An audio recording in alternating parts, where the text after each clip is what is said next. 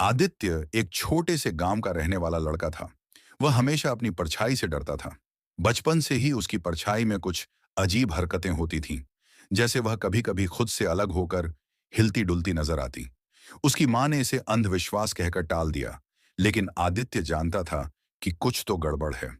एक दिन गांव में अन्वेषा नाम की लड़की आती है, जो अपने खोए हुए भाई को ढूंढ रही होती है। उसके भाई का नाम अचानक गायब लोगों की सूची में आ गया था, जिनके बारे में गांव में कई भूतिया कहानियां चल रही थीं। आदित्य और अन्वेषा की मुलाकात होती है और दोनों इस रहस्य को सुलझाने का फैसला करते हैं। जांच करते करते उन्हें पता चलता है कि इस सब के पीछे कालछाया नाम की एक शक्ति है, जो लोगों की परछाई चुराकर उन्हें अपने नियंत्रण में ले लेती है। अन्वेषा को यह जानकर हैरानी होती है कि आदित्य के अंदर एक अनोखी शक्ति है। उसकी परछाई काल छाया के प्रभाव में नहीं आती, बल्कि उसे खत्म करने की ताकत रखती है। लेकिन यह शक्ति तभी काम करती है जब आदित्य पूरी तरह डर से मुक्त हो। काल छाया का सामना करने के लिए आदित्य और अन्वेषा को एक खतरनाक सुरंग में जाना पड़ता है।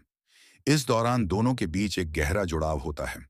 अन्वेषा आदित्य की कमजोरी को समझती है और उसे बार बार हिम्मत देती है। जैसे ही वे कालछाया के मुख्य अड्डे तक पहुंचते हैं, आदित्य को पता चलता है कि कालछाया उसकी परछाई को भी चुराने की कोशिश कर रही है। लेकिन अन्वेषा उसे याद दिलाती है कि उसकी ताकत उसके आत्मविश्वास में है। आदित्य अपनी शक्ति का इस्तेमाल कर कालछाया को खत्म कर देता है।